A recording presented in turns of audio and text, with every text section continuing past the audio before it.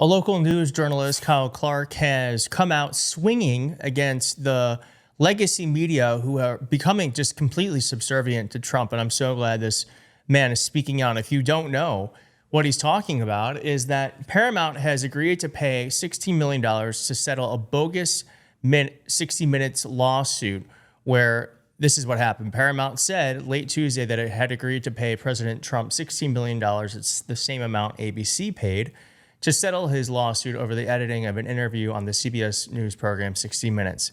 Paramount said its payment included Mr. Trump's legal fees and costs, and that the money minus the legal fees would be paid to Mr. Trump's future presidential library.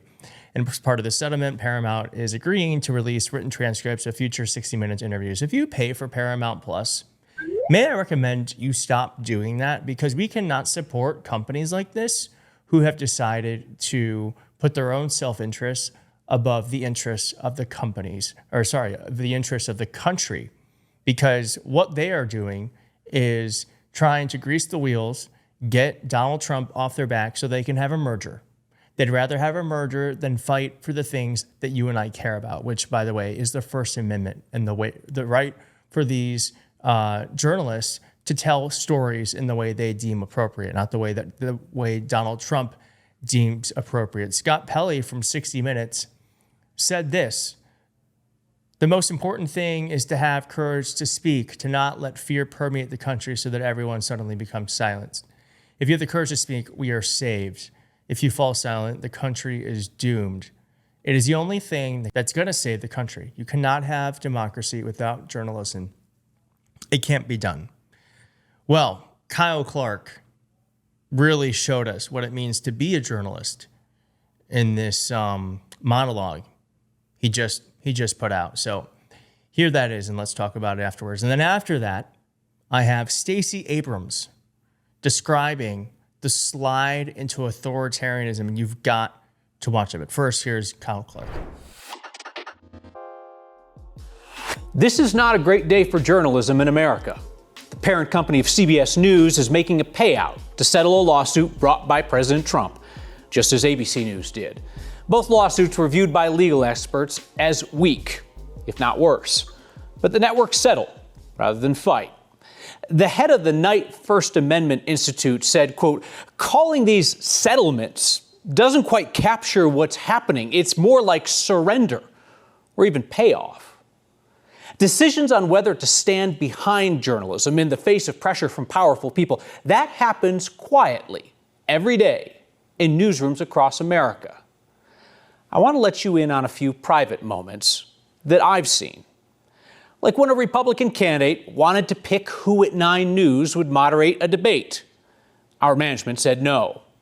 When a Democratic candidate for president tried to choose who at 9 News would interview them. Our management said no. We have seen lawsuits, we've seen threats of public boycotts, demands to take down online reports, and pressure campaigns to get rid of a pesky journalist. In public and in private, in courtrooms and in conference rooms, our leadership and our station owner, Tegna, have stood behind our journalism. Now, I recognize that none of those instances rise to the level of a lawsuit from the most powerful man in the world, whose administration holds regulatory approval over broadcasters. But every news outlet, scratch that, every news outlet that challenges power faces pressure to stop doing that, to instead cover safer topics, or to avoid angering powerful people. While it's often journalists you know who are doing the visible part of the job, exercising our First Amendment rights as Americans, more than ever, credit goes to management, leadership, and ownership who stand behind the journalism that matters.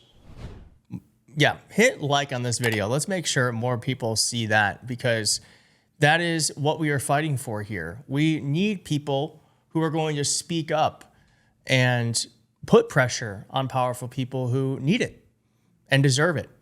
And Kyle Clark is right that this isn't just about journalists. This is about the owners. This is about management. This is about the people behind the camera who are making big decisions that you and I are going to have to live with for a lot longer than them, because it's just so interesting to me that we all fight. We get up, we do what we can each day. I'm here, sitting here, trying to do what I can. You do your part in whatever way that looks like.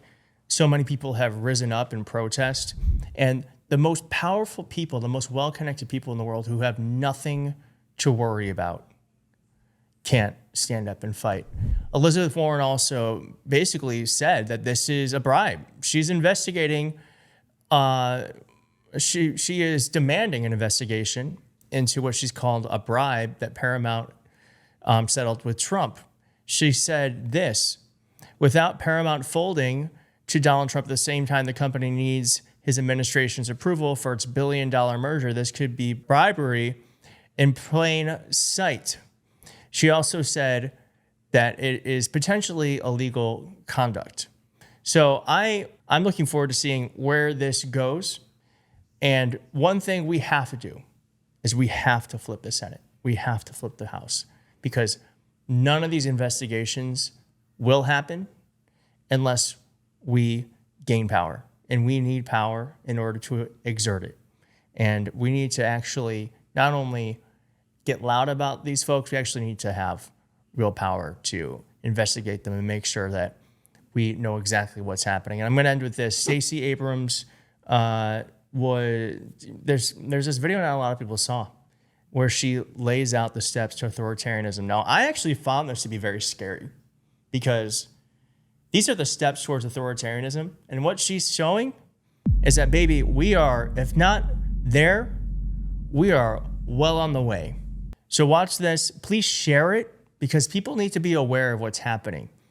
We can't just ignore the scary parts. I mean, I like that we do laugh on this channel a lot, but we do actually have to talk about the real danger we're all in. And we can only know what to do if we know where we are. And I think Stacey Abrams does a really great job of pinpointing where the country is at this moment. And I hope you watch it. Thanks so much for watching, and I'll see you next time. Bye. When autocrats come to power, there's a 10-step plan. And we're at about step 9. So step 1, you have a free and fair election, but it's the last time. Because once that person wins, they don't intend to let anybody else or anyone else take the power that they have amassed for themselves or for their ticket. Second thing they do is that they exceed the realms of executive power. So you see a bunch of executive orders coming out claiming all kinds of powers that a president doesn't hold. Number 3, they then take the competing versions of power and try to either make them complicit or neuter them. So you have a Congress that basically has forgotten they got a job, and then you have a judiciary that's either complicit or neutered. And it's neutered because if the president, if the executive refuses to follow the rules, then you've neutralized the judiciary, because the judiciary doesn't actually have enforcement power.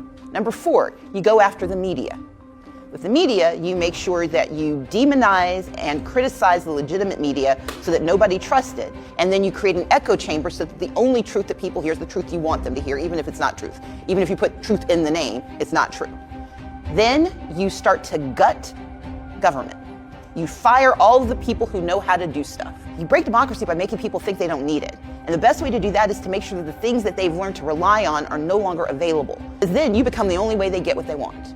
So you fire the CDC so that vaccine rates drop and the disease rises. You fire FEMA so that when there's a natural disaster, the only way you get what you need is by begging for it. So you gut the civil service so that no one can actually do the work that democracy is supposed to protect us for. At the same time, you hire a bunch of people that you call loyalists, and you put them in place so that they don't hire anybody who doesn't agree with you, but you also put them in positions of power. So then your next step is that you go after the people who do the good work.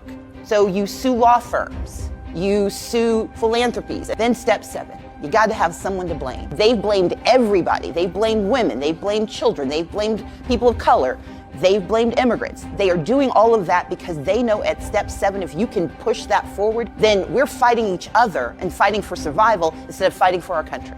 And then you start to incentivize private violence. That's step 9. Maybe you send the National Guard and Marines and you militarize kidnapping people off of the streets, throwing them into detention camps, and then arresting people who dare to challenge you, calling any question obstruction of justice. Civic participation, the First Amendment, is the 9th category, because if you can militarize your response, you also convince people it's not worth the possible pain of calling out the problems. And once you've gotten to step 9, step 10 is easy. You make sure no one ever votes again, because now you've got them captive, now you've got them scared, now you've got them poor, and now you've got the power. That's autocracy in 10 steps.